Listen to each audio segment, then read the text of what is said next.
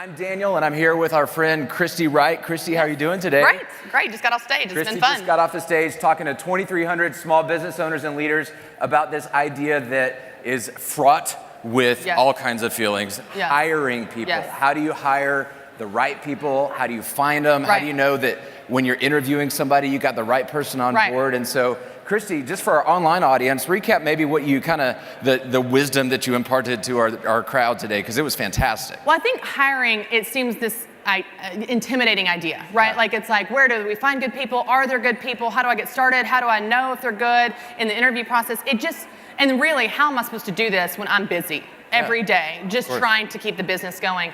But what I wanted the leaders to understand is that you have skills and knowledge in marketing that you're already applying to your business to grow your business that you can actually transfer and apply to hiring and recruiting. Where you, for example, have an ideal customer in your business, you also have an ideal candidate. It doesn't have to be this mystifying thing of where do I even start? Take the skills you have in marketing. That's what you're doing with hiring. It's also marketing. You're trying to attract the right person. I love that. So break that down, because I think the typical thing is you think, okay, I need a person, post the opening on my website, hope that people come to my website and find out, and then you're just kind of reacting to the inbound, potential inquiries that seem to just kind of drip in. It's hard to get a whole bunch of people to apply, and you need somebody yesterday. So the urgency is there, but you don't have this inflow of candidates. And sometimes you even get desperate and you go, hey, you can fog a mirror, let's take you, and you hire the wrong person. But you're saying if you get a lot of candidates by doing this marketing approach, you've got more options. So how do you kind of break that down from a marketing standpoint? Well, what I want them to do is I don't want them to get so many candidates. I want them to get the right candidates. And that's going to make the interview process so much faster,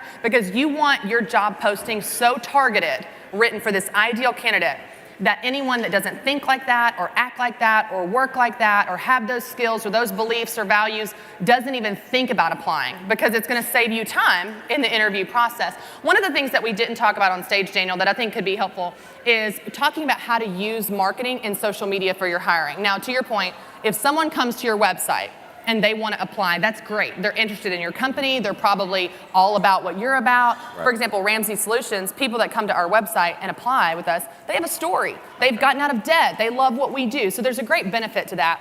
But that doesn't have to be your only approach. In fact, you can go after these people where they are, and one of the ways to do that is through social media. You can use advertising, you can use marketing, you can go after this ideal candidate on social media, and it's fast, it's free, and it gives you another source of finding good people. So do you think that looking at your customer base as a potential candidate pool, is that a good idea? Yeah, you definitely can, but what you really want to think is, who is this ideal candidate? Maybe it overlaps with your ideal customer, but it might be someone else. So for example, you just dream this person up. Think of their demographic information. Think of their geographic location. Think of their psychographic information. How do they think? How do they feel? A real tactical example is if you go to daveramsey.com and you look at some of our job postings. We talk about, we do work that matters. We work really hard. You want someone to read that and go, ooh, I don't want to work hard. You don't even want them to apply, right? Like, we say that on the front end. So it's a filter. Yes, to weed out people that don't think like you do or work like you do. And so it gives you an opportunity to do that when you put the right thing out there. And what I see a lot of small business owners do, aside from rushing and getting desperate, like we talked about on stage, like you just mentioned, is a lot of them think, well, my objective is to make everyone like me. I want everyone to apply, but you don't. You make your job so much harder in the interview process. Instead, be very targeted, be very specific, be so filtered that anyone that doesn't think like that is repelled by the post, and then that's a success. It makes the interview process better. That makes so much sense. You know, in EntreLeadership, we teach, don't just post the job description. That's what we always do. We say, this is what the job is, right? But what is it like to work at that company? And you're saying, in one way, it's a filter to keep the crazy people out, but you can also paint a picture of, we have fun, here's our mission. So talk more about how do you kind of describe that in a job posting? It's not just the job, but this is who we are. And I think that's really important, because the way that I described it on stage is a job description is like a recipe. If you do these things, you will get this result, right? If you follow these steps, you will win in this role. That's great, but your job posting is more like a casting call, calling all people that love to work hard, calling all people that want to do work that matters. You know, it's more of a higher level.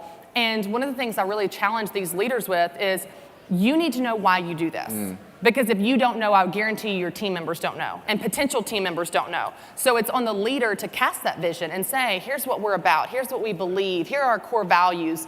And when you know that, you can put that out there, and you will become a magnet to attract people that believe what you believe and are about the things that you're about. But you have to know first, and if you don't know, then they don't know, I guarantee it. Well, this is so good. So we've got this kind of this marketing approach. Now we're thinking differently about hiring, and we're going, don't just post the job description, use social media, ask around, get more proactive in your hiring to find the right candidates. Post it in a way where you're filtering. So let's assume we've got some people that are calling now and they want to come for an interview. Yes. I don't have time. I'm busy, I'm a small business owner, I'm the lifeblood of my business. How do I make sure that I don't lose myself when I'm trying to find these next team members and all my other priorities? How do you know I'm gonna meet with these people and I'm gonna take them further through the process, or I'm just gonna look at that resume and I'm gonna say, no, I'm not gonna waste time on that? What are the filters at this phase of the kind of the downstream from when somebody picks up the phone and inquires? So this is hard for us, and I will say, to your point, because we're in the day-to-day trying to keep up, it's kind of, I would equate it to saving money. We know we should, but most people don't, right? You have to actually do what you know you need to do, which is slow down, take your time. The way that I relate it to them on stage is there's a real financial implication of you not taking your time. And so, for example, the average cost of a bad hire is anywhere between $7,000 for entry level all the way to a full year salary of a high level executive. So if you were going to... wait, that's huge. Because if you're paying somebody $50,000 a year, you're saying a bad hire can actually cost you up to that much money. To replace them, and everything you go through with the paperwork, the time, the resources to switch that out. So the message is slow down, take your time. Slow down. Don't be slow. You would rather have no hires than a bad hire. A bad hire is worse for your business, your bottom line, and your morale than no hire at all. And your team would rather work a little harder than work with crazy. So just slow down. But one of the other examples I gave is incentivizing your team. So like we do with referral bounties. So $500. Offer $500 to a team member that refers someone awesome that is hired and stays. That may sound like a lot of money, but when you equate it to, or the cost of a bad hire is $7,000, $10,000, $50,000. $500 doesn't sound so bad anymore. Totally. You know? And you guys would be surprised at Ramsey Solutions. We've got this, we call it a bounty, that if you refer somebody, that you know, hey, your people are probably good people because you're good people, and so you hang out with good people. When you get them in the door and they actually end up working with us, you get $500. Not because you're going to make a huge side hustle income off of that, but it's a way of getting them to think about, oh, I do have friends that I could at least get the word out, right? So so like our HR team are not the only people recruiting for us. We have 700 people. We're all in HR. Yes, we have 700 people that are incentivized and activated to be a great word of mouth referral. And nothing's more powerful than that anyway. I can say all day, oh, you should work for my business. But if a team member says, I love working there, I love being on that team, that's way more powerful anyway. So activate the team you have and incentivize them to market for you. I want to come back to something you said earlier because it's so huge. You said a no hire is better than a bad hire. Yes. Talk to the business leader who literally is going, I'm bleeding money here because I don't have somebody in this seat. Yes. The business is falling apart. I'm working 80 hours a week. If I could just get some help. Yes. Are there options if they don't have good candidate contracting, changing their priorities? Absolutely. That desperation sometimes just forces us into a bad hire. So what do you do in that moment? Well, you have a lot of options between no hire and full-time hire. So let's talk about that really quickly. I wrote an article on this on businessboutique.com a while ago. You've got temporary help. You've got contract help. You've got part-time help. All of those have different degrees of commitment, pay, pros and cons. I will say this though. The amount of commitment you offer is the amount of commitment you will receive often. So if you only offer a part-time position, you're not going to get someone who's bought in as a full-time position. But it does give you an option, to your point, to baby step your way into hiring if you're not sure if this position is permanent or demands someone full-time, or if you're just not sure if they're a right fit. You're like, you know what? Let's start you on a temp basis, see how it works out, and then maybe promote them to full-time if it does work out. So you have a lot of options. Yes, great tips. Well, this has been fantastic. Christy, before we close, any final thoughts for our online viewers, words of encouragement about hiring?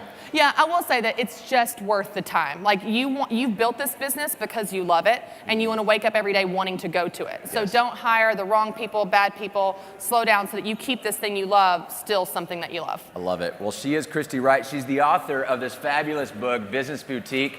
She's incredible at helping women figure out how to make money doing what they love, and she's speaking with women all over the country. Thousands and thousands of women have already joined her movement around Business Boutique. So go to businessboutique.com to check that out and learn more about Christy.